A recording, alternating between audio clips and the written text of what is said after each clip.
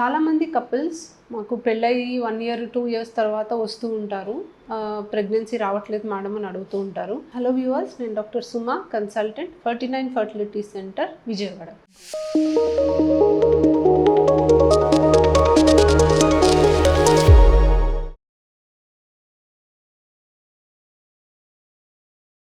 So basically వీళ్ళకి మనము 3 important టెస్ట్లు అనేవి చేస్తాం. సో వీర్యకణాల పరీక్ష మగవాళ్ళలో చేస్తాం, ఆడవాళ్ళలో స్కాన్ చేస్తాం, ఎన్ని ఎగ్స్ ఉన్నాయో చూసుకుంటాము, ట్యూబ్ టెస్ట్ అనేది చేస్తాం. ఇవి 3 కనుక నార్మల్ ఉండి ప్రెగ్నెన్సీ రావట్లేదు అంటే దాన్ని మనం అన్ఎక్స్ప్లెయిన్డ్ ఇన్ఫర్టిలిటీ అని అంటాం. సో మాకు టెస్ట్లన్నీ నార్మల్ ఉన్నాయి కదా మేడం, మరి మాకు ఎందుకు ప్రెగ్నెన్సీ రావట్లేదు, మీరు ఎందుకు ట్రీట్మెంట్ సజెస్ట్ చేస్తున్నారో అని అడుగుతారు.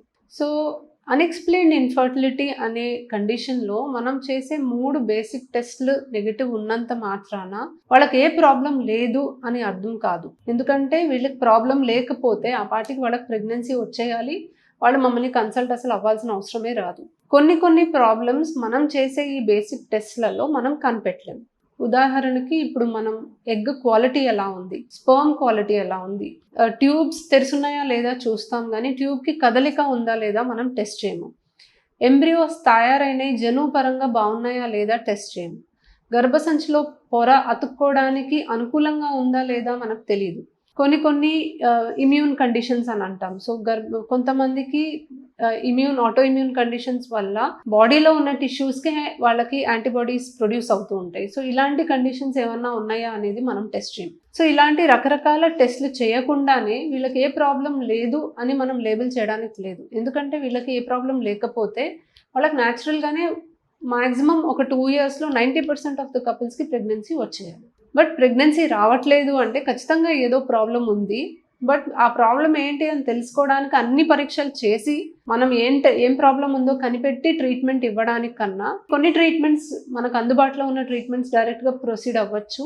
ఎందుకంటే టెస్ట్లన్నీ చేశాక కూడా ట్రీట్మెంట్ ఆప్షన్స్లో పెద్ద మార్పు అనేది ఉండదు. సో అన్ని టెస్ట్లు నార్మల్ ఉండి ప్రెగ్నెన్సీ రానప్పుడు నెక్స్ట్ మనకి ఏం ఆప్షన్స్ ఉన్నాయి. సో వీళ్ళకి ఫస్ట్ యూజువల్గా ఎక్కువ శాతం కణాలు ఎక్కించే పద్ధతి అనేది ట్రై చేస్తుంటాం. సో చాలామంది టెస్ట్లన్నీ నార్మల్ ఉన్నాయి కదా మేడం, మీరు జస్ట్ మెడిసిన్స్ రాసివ్వండి, మేము ఇంట్లోనే ట్రై చేస్తామని అడుగుతూ ఉంటారు. సో యాక్చువల్గా మేము ఇచ్చే మెడిసిన్స్ అనేవి ఒకటి ఆడవాళ్లలో అండం పెరిగి విడుదలవడానికి ఇస్తూ ఉంటాము, రెండోది వీర్యకణాలు ఏమైనా తక్కువగా ఉంటే పెరగడానికి ఇస్తూ ఉంటాము. బట్ వీళ్ళకి ఈ 2 కూడా ప్రాబ్లం కాదు. ఎందుకంటే స్కాన్లో వాళ్ళకి అండం పెరిగి విడుదలవుతుంది అనేది మేము కన్ఫర్మ్ చేసుకునే ఉంటాము. కణాల పరీక్ష కూడా వీళ్ళకి నార్మలే ఉంటుంది. సో మనము మెడిసిన్స్ ఇచ్చి వాళ్ళు మళ్ళీ ఇంట్లో ట్రై చేయడం వల్ల పెద్దగా ఉపయోగం అయితే ఏమీ ఉండదు. సో కణాలు ఎక్కిచ్చే పద్ధతి చేస్తే అండాశయంలో అండం పెరిగి విడుదలయ్యే టైంకి భర్త కణాలు ప్రాసెసింగ్ చేసి, అంటే కదిలే కణాలు సెపరేట్ చేసి గర్భసంచిలోకి ఎక్కిస్తే అండం విడుదలయ్యే టైంకి ఎక్కువగా కదిలే కణాలు అందుబాటులో ఉంటాయి కాబట్టి వీళ్ళకి ప్రెగ్నెన్సీ వచ్చే ఛాన్సెస్ అనేవి పెరుగుతాయి. సో అన్ని టెస్టులు నార్మల్ ఉన్నప్పుడు IUI ట్రై చేస్తే, అది కూడా IUIలో మామూలుగా ఒక 2 ఫాలికల్స్ అలా పెరగడానికి ట్రై చేసి కదిలే కణాలు అనేవి టైంకి మనము గర్భసంచిలోకి పంపిస్తే ప్రెగ్నెన్సీ వచ్చే ఛాన్సెస్ వీళ్ళకి ఇంప్రూవ్ అవడానికి అవకాశం ఉంది.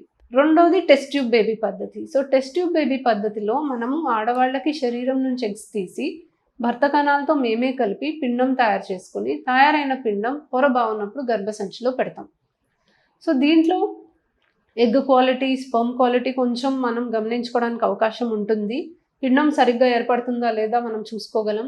ఉన్న వాటిలో మంచి పిండం మనం సెలెక్ట్ చేసుకొని పెట్టడానికి అవకాశం ఉంటుంది. ట్యూబ్లో కదలికలో ఏదైనా తేడా ఉంటే మనం దాన్ని ఈ ట్రీట్మెంట్ ద్వారా బైపాస్ చేయడానికి అవకాశం ఉంటుంది. And overall test tube baby ప్రాసెస్లోనే మనకి ప్రెగ్నెన్సీ రావడానికి మ్యాక్సిమం ఛాన్స్ ఉంటుంది. కాబట్టి ఈ ప్రాసెస్ ద్వారా మనం ప్రెగ్నెన్సీ రావడానికి ట్రై చేయడానికి అవకాశం ఉంటుంది.